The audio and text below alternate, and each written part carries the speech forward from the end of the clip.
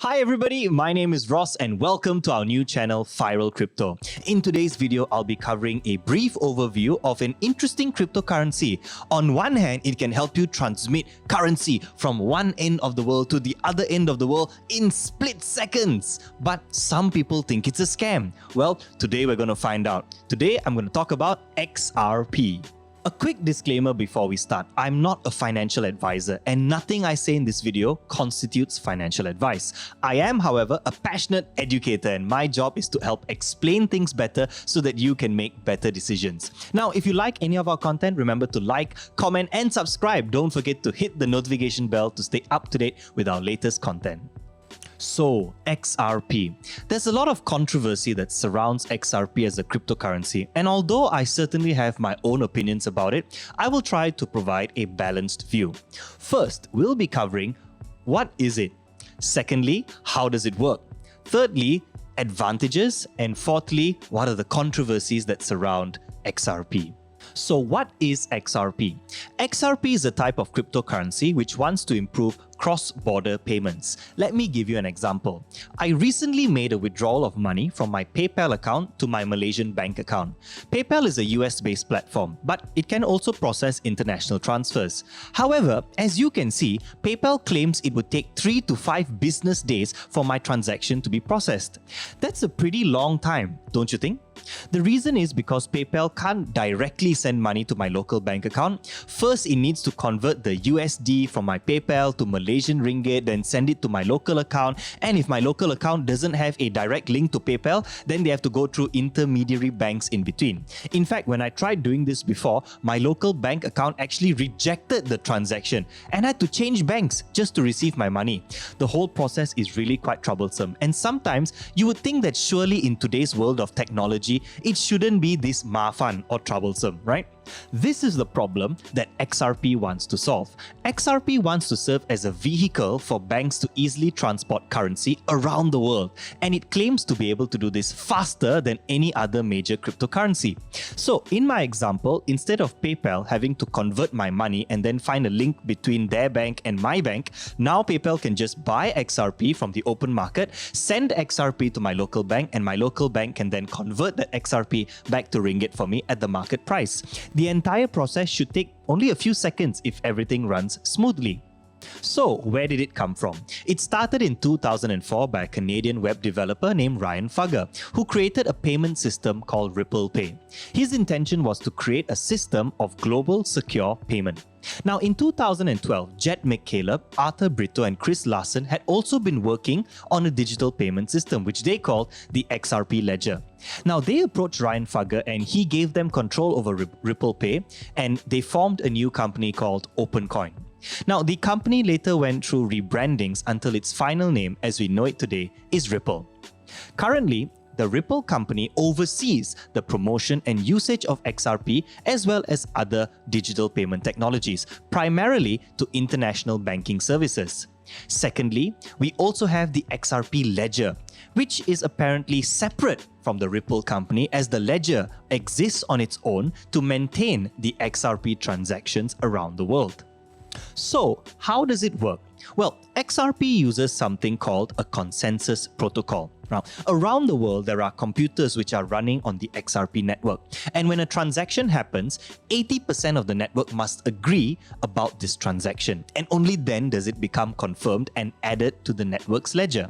The word ledger here refers to a record of transactions. Just like an accounting ledger, you know, Ross pays $100 to John, John owes Ross $50, something along those lines. Now, if you remember in my earlier video about Bitcoin, I mentioned that Bitcoin is basically a record of transactions too. In fact, you can check out this video by clicking on the link above. Bitcoin, however, is run by miners. Now, these miners need to use a lot of computer power to process transactions and add them to Bitcoin's ledger. This is called the proof of work method, which is very energy intensive, but also helps to keep the network secure. XRP, on the other hand, is very energy efficient because it doesn't need heavy computer processing power. It just needs the majority of the network to agree on a transaction. Also, Bitcoin has a limit of 21 million coins as a maximum supply, we call it, right? A few of them are created every single time a new block of transactions are confirmed. These new Bitcoins are paid as rewards to miners for all the hard work that they do. XRP, on the other hand, is already fully mined. There are only 100 billion XRPs in existence. Of this amount, around 60 billion are owned by Ripple itself. So, what are some of the advantages of using XRP? Well, the first one is that it has very fast transaction time.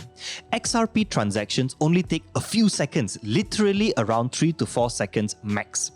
In comparison, a Bitcoin transaction can take up to 10 to 15 minutes or even longer depending on the network.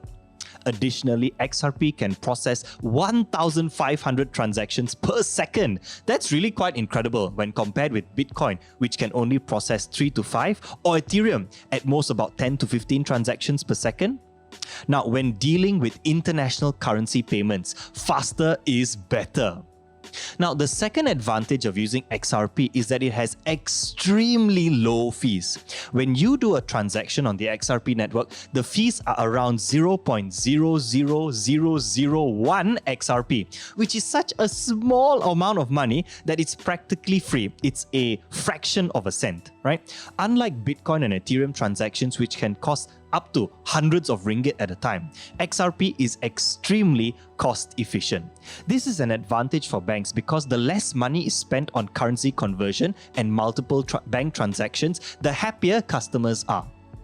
Thirdly, partnerships. Now, Ripple has actually partnered with many international banking institutions to implement the XRP payment system to make services much easier for them and for customers.